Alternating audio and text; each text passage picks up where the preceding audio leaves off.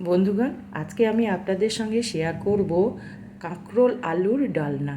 আর এটা থাকলে গরম ভাতের সঙ্গে কিংবা রুটি পরোটার সঙ্গে খেতে অসম্ভব টেস্টি আর একদম সহজভাবে।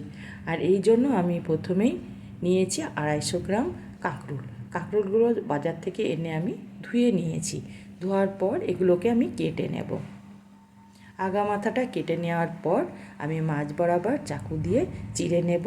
তারপর একটু মোটা সাইজ করে কাঁকরোলগুলোকে আমি কাটব। এরকম একটু মোটা মোটা আমি রেখে দেব। কাঁকরোলগুলো আমি এইভাবে সমস্ত কেটে নেব। সমস্ত কাঁকরোলগুলো আমার কাটা হয়ে গেছে। এবার কাঁকরোলগুলো একটা বাটির মধ্যে উঠিয়ে নিলাম। নিয়েছি দুটো আলু, মিডিয়াম সাইজের আলু দুটোকে আমি ছিলে নিয়েছিলাম। তারপর যেমনভাবে আমি কাঁকরোলগুলোকে কেটেছি ঠিক একইভাবে আমি আলুগুলোকেও কেটে নিলাম। এবার গ্যাসের মধ্যে একটা কড়াই বসিয়ে দিয়েছি। কড়াইয়ের মধ্যে কিছুটা তেলকে গরম করে নিয়েছি। তারপর কাঁকরোল আলুগুলোকে তেলের মধ্যে ছেড়ে দিলাম। এবার নেড়ে চেড়ে কাঁকরোল আলুটাকে আমি ভেজে নেব। গ্যাসটাকে একটু বাড়িয়ে নিয়ে কাঁকরোল আলুটাকে আমি মোটামুটি লাল করেই ভেজে নিলাম। এগুলোকে উঠিয়ে নেব।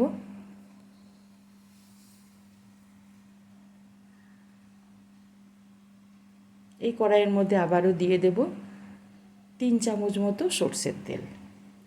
তেলটা গরম হলে আমি এখানে দিয়ে দেব ফোড়ন। একটা তেজপাতাকে ফাটিয়ে দিয়ে দিলাম আর দুটো শুকনো লঙ্কা, অল্প একটু গোটা জিরে। এগুলোকে একটু নেড়ে চেড়ে নেব।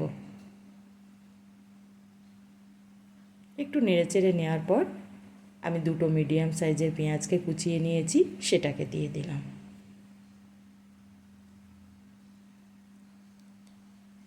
এবার নেড়ে চেড়ে পেঁয়াজটাকে আমি বাদামি কালার করে ভেজে নেব।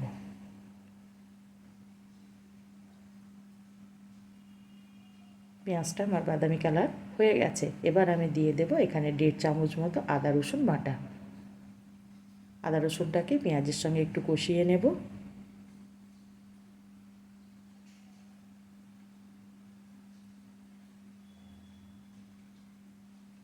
কিছুক্ষণ কষিয়ে নেওয়ার পর আমি এখানে দিয়ে দেব একটা বড় সাইজের কুচনো টমেটো।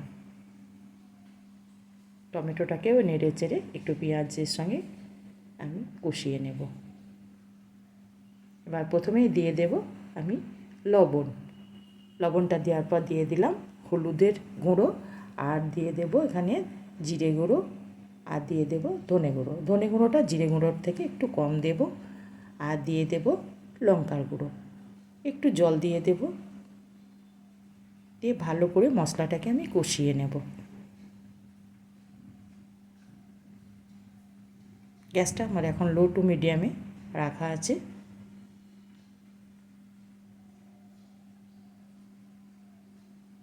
কিছুক্ষণ কষিয়ে নেওয়ার পর এটাকে আমি ঢাকা দিয়ে দেব।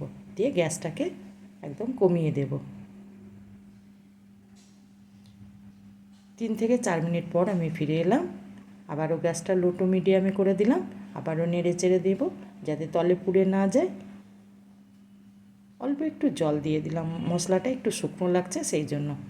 আবারও নেড়ে চেড়ে মশলাটাকে ভালো করে কষিয়ে নেব। যত ভালো করে মশলাটা কষানো হবে কাঁকরোল আলুর টেস্টটাও কিন্তু ভীষণ মজা হবে।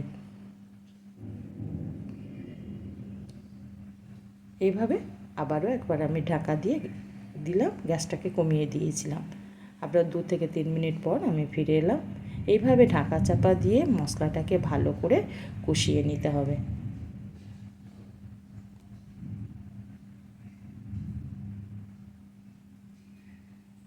একটু একটু করে গরম জল দেব আর মশলাটাকে ভালো করে কষিয়ে নেব।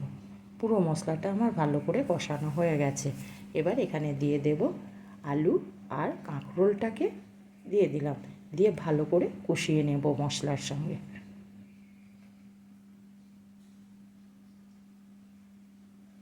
এটা রান্না হতে বেশি সময় লাগবে না, কারণ আলুটাও আমার ভাজা আছে, কাঁকরোলটাও ভাজা আছে।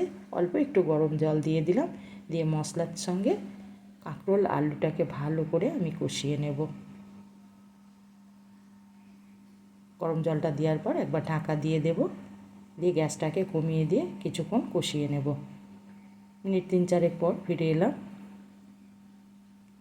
এইভাবে অল্প অল্প একটু করে জল দেব আর এই আলু আর কাঁকরোলটাকে ঢাকা চাপা দিয়ে বেশ কিছুক্ষণ আমি কষাবো। 2-3 বার আমি ঢাকা চাপা দিয়ে এভাবে কষিয়েছিলাম। ভালোভাবে আমার কষা হয়ে গেছে, দেখুন খুন্তির মধ্যে তেল ছেড়ে দিয়েছে, তার মানে আমার তরকারিটা ভালো করে কষানো হয়ে গেছে। এবার দিয়ে দেব গরম জল। এখানে ঠান্ডা জলের ব্যবহার আমি করব না, যে কোনো তরকারিতে একটু গরম জলের ব্যবহার করলে তার টেস্ট কিন্তু খুব ভালো হয়। গরম জলটাকে দিয়ে দেওয়ার পর এখানে দিয়ে দিলাম 4টে কাঁচা লঙ্কা আর অল্প একটু চিনি। চিনিটা অপশনাল, যদি আপনাদের খেতে ইচ্ছে হয় বা ভালোবাসে তাহলে দিতে পারেন, কিন্তু চিনিটা দিলে তরকারির স্বাদটা খুব ভালো আসে। ঢাকা দিয়ে 10-12 মিনিট আমি রান্না করে নেব লো টু মিডিয়াম আছে। 12 মিনিট পর আমি ফিরে এলাম। ঝোলটা এখনও একটু আছে, কারণ ঝোলটাকে আরও একটু আমাকে শুকিয়ে নিতে হবে। এই তরকারিটা আমার একটু মাখো মাখো হবে। এই অবস্থায় আমি দিয়ে দিলাম আমচুর পাউডার 1/2 চামচ মতো। আর আমচুর পাউডার যদি ঘরে না থাকে তাহলে এখানে আপনারা চাট মশলার ব্যবহারও করতে পারেন। চাট মশলাটাকে দেওয়ার পর আবারও আমি ঢেকে দিলাম। আবারও মিনিট 3 ঢেকে দেওয়ার পর আমি ফিরে এলাম। জলটা দেখুন বন্ধুরা অনেকটাই শুকিয়ে গেছে। আর এই তরকারিটা আমার একটু মাখো মাখো হবে, আমি একদম জলকে শুকিয়ে ফেলবো না। এবার নেড়ে চেড়ে নেওয়ার পর আমি এখানে দিয়ে দেব পরিমাণ মতো গরম মশলা। গরম মশলাটাকে দেওয়ার পর আমি ভালো করে গরম মশলাটাকে এই কাঁকরোল আলুর ডালনার সঙ্গে মিশিয়ে নিলাম। তারপর ঢাকা দিয়ে রেস্টে 10 মিনিট রেখে দেব। এবার আমি একটা প্লেটের মধ্যে উঠিয়ে নেব। দেখুন বন্ধুরা কত লোভনীয়, যেমন লোভনীয় কিন্তু তেমনি কিন্তু খেতে দারুণ। ভাত, রুটি, পরোটা যার সঙ্গেই খাবেন খেতে কিন্তু অসম্ভব টেস্টি। আর যদি আমার ভিডিওটা ভালো লেগে থাকে তবে অবশ্যই একটা লাইক করবেন।